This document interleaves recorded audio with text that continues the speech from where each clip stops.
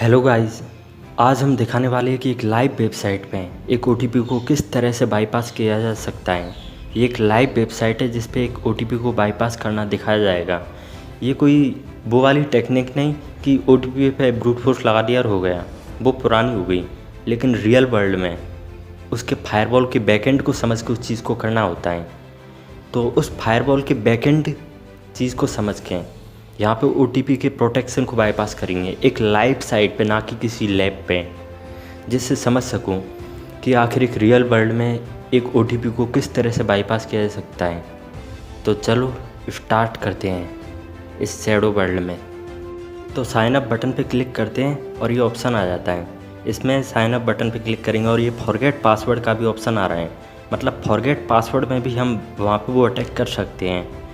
जैसे मान के चलो किसी का ऑलरेडी अकाउंट बना हुआ है, तो उस टाइम पे फॉरगेट पासवर्ड करने पे एक ओटीपी भी जाता है, तो उस जगह पे इस अटैक को कर सकते हैं। लेकिन अभी मैं इस अटैक को यहाँ पे एक अकाउंट को क्रिएट करने में कर रहा हूँ। एक जीमेल आईडी डालूँगा और एक नंबर डालूँगा। बिना ओटीपी के ओटीपी प्रोटेक्शन को बाईपास किया जाएगा इस लाइव साइट पे। अब यहाँ पे मैंने एक ईमेल एड्रेस डाल दिया sijuka@gmail.com। मुझे नहीं पता ये ईमेल किसका है और मैं रैंडमली कोई नंबर डाल रहा हूँ। और फिर उसके बाद में आगे का जो भी ऑप्शन मांगता है उसे डालेंगे।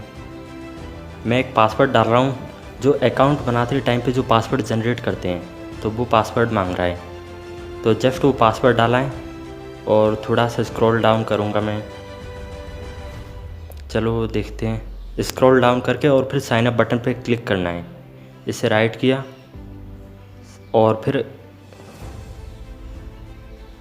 चलो साइन अप बटन पे क्लिक कर दिया। अब साइन अप बटन पे क्लिक करने के बाद में ये यहाँ पे ओटीपी मांग रहा है कि ओटीपी डालो, लेकिन हमारे पास तो राइट ओटीपी है ही नहीं है, हमारे पास तो रॉन्ग ओटीपी है। जैसे मैं एक रॉन्ग ओटीपी डालता हूँ, देखो क्या एरर आता है। देखो यहाँ पे ये एरर आ गया, इनकरेक्ट ओटीपी का यहाँ पे एरर आ गया। मतलब जब भी हम कोई एक ओटीपी इनकरेक्ट डालेंगे तब उस टाइम पे हमें एक एरर आ जाएगा। देख सकते हो यहाँ पे। इस ओटीपी प्रोटेक्शन को बाईपास करने के लिए पहले इस रिक्वेस्ट को बर्फशूट के साथ में कैप्चर करना पड़ेगा। तो बर्फशूट के साथ में इस रिक्वेस्ट को कैप्चर करता हूँ और सबमिट बटन पे क्लिक करना है इंटरसेप्ट को ऑन करके।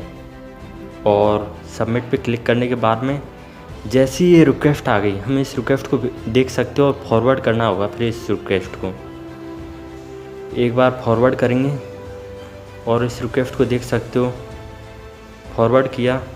यहाँ पे देख सकते हो अगर कुछ मिलता तो, अगर तुम्हें लगता है यहाँ पे कोई ओटीपी है, ओटीपी का कोई भी पोर्शन, कोई भी पार्ट जो शायद हो सकता है कि शायद ओटीपी के प्रोटेक्शन के लिए बना हुई है, लेकिन अभी यहाँ पे हम देखते हैं तो कोई भी ऐसा पार्ट नज़र नहीं आता, तो फॉरवर्ड कर देते हैं। अब यहाँ पे देख सकते हैं हम यहाँ पे कि एपीआई की ये जेसन के फॉर्म में जा रहा है। यहाँ पे ये ओटीपी का जो भी जा रहा है ये जेसन के फॉर्म में जा रहा है। जेसन के फॉर्म में हम देख सकते हैं। अब यहाँ पे हम यूज़र नेम देख सकते हैं, एक नंबर देख सकते हैं, ओटीपी देख सकते हैं। अब यहाँ पे हम डू इंटरसेप्ट पे करते हैं जिससे हम इसके रेस्पॉन्स में इंटरसेप्ट कर सकें। यहाँ पे हमने डू इंटरसेप्ट कर दिया जिससे हम इसके रेस्पॉन्स में इंटरसेप्ट कर सकें। और एपीआई की के ज़रिए यहाँ पे डेटा जा रहा है, यहाँ पे हम देख सकते हैं और फॉरवर्ड करते हैं।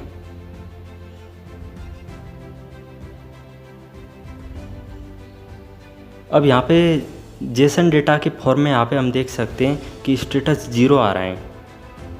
तो यहाँ पे स्टेटस 0 आता है तो इसका मतलब होता है कि जो हमने ओटीपी डाला वो रॉन्ग ओटीपी है। लेकिन जैसे ही स्टेटस 1 होता है उसका मतलब होता है कि जो ओटीपी डाला है वो राइट ओटीपी है। तो कई सारी साइट अपने फायरवॉल का प्रोटेक्शन जेसन फॉर्म में लगा देती हैं और फिर उनके डिटेक्शन का काम जेसन के डेटा के ज़रिए ही होता है कि कब किस डेटा के ज़रिए वहाँ पे ये डिफाइन करें कि वो ओटीपी राइट है या रॉन्ग है। तो यहाँ पे हमने स्टेटस 0 की जगह एक कर दिया और इनकरेक्ट ओटीपी की जगह हमने एक करेक्ट ओटीपी करना है। हालांकि इसमें तो इनकरेक्ट ओटीपी करने पे भी हो जाएगा, ओनली जस्ट मेन पार्ट था इसमें कि स्टेटस 0 को स्टेटस 1 करना। लेकिन कई सारी साइट्स ऐसी भी होती है कि इनकरेक्ट या फिर करेक्ट क्या लिखा आ रहा है उसको भी चेक करती हैं कि राइट OTP है नहीं। लेकिन इस साइट में इतना ज़्यादा प्रोटेक्शन नहीं है तो इसमें वैसे भी चल जाएगा, लेकिन फिर भी वैसे बता रहे हैं कि इससे भी एक अच्छी सिक्योरिटी साइट, तो उसमें हम यहाँ पे करेक्ट OTP कर देते हैं और फॉरवर्ड कर देते हैं। और फॉरवर्ड तब तक करते चलते हैं जब तक फॉरवर्ड होता जाता है। यहाँ पे हम देख सकते हैं वेरीफाइड हो चुका है, मतलब एक राइट OTP की तरह वेरीफाइड हो चुका है। अब एक कंप्यूटर, उसके पास कोई दिमाग तो होता नहीं है, यहाँ पे एक कोड के ज़रिए यहाँ पे सब कुछ समझता है। कोड हुआ, बाइनरी फॉर्म हुआ, या इंक्रिप्शन फॉर्म हुआ, या नंबर्स के ज़रिए, उनके ज़रिए कंप्यूटर समझता है इंटरनेट वर्ल्ड। तो यहाँ पे जस्ट हमने उस डेटा को चेंज किया है जिसके ज़रिए एक बैकएंड वेब सिस्टम को लगे कि वो जो OTP डाला था वो एक राइट OTP है। अब यहाँ पे हमने फॉरवर्ड करते चले गए और फॉरवर्ड करते चलना है, और तब तक फॉरवर्ड करते चलना जब तक कि फॉरवर्ड होता रहे।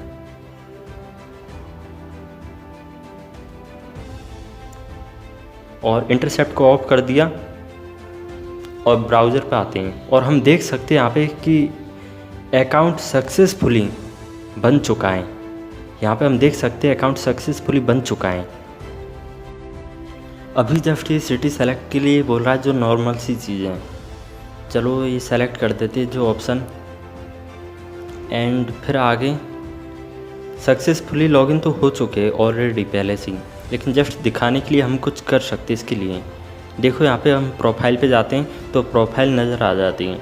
देखो वो नंबर जो हमने बिना OTP के रजिस्टर्ड किया था, देखो रजिस्टर्ड हो चुका सक्सेसफुली।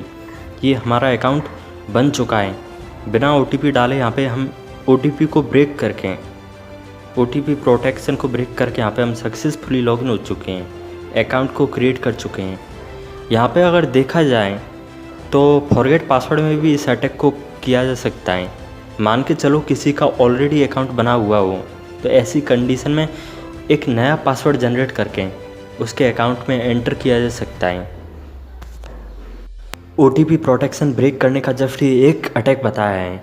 अगर बाकी अटैकों को भी जानना चाहते हो तो डिस्क्रिप्शन में दी हुई व्हाट्सएप ग्रुप की लिंक में जुड़ के हमें ज्वाइन करके बाकी अटैकों को समझ सकते हो, जान सकते हो। तो गाइस फिर मिलते हैं एक नेक्स्ट वीडियो के साथ में, एक नेक्स्ट अटैक के साथ में। तब तक के लिए अलविदा। ज़रूरी नहीं कि वेबसाइट की सिक्योरिटी सिर्फ एक ही तरह से बनी हो, ज़रूरी नहीं कि वेबसाइट का फायरवॉल सिर्फ एक ही तरह से ब्रेक किया जा रहा हो। ऐसे बहुत सारे तरीके हैं जिनसे उनके फायरवॉलों को ब्रेक किया जा सकता है। अगर बाकी तरीक़ों को जानना चाहते हो तो हमसे जुड़ सकते हो। फ्यूचर में होने वाला साइबर वॉर कोई छोटा नहीं होगा, इसलिए उसके लिए तैयार अभी से होना होगा। इसीलिए क्वांटिटी पे नहीं, क्वालिटी पे वर्क करना होगा। तो गाइस फिर मिलते हैं एक नेक्स्ट टॉपिक के साथ में।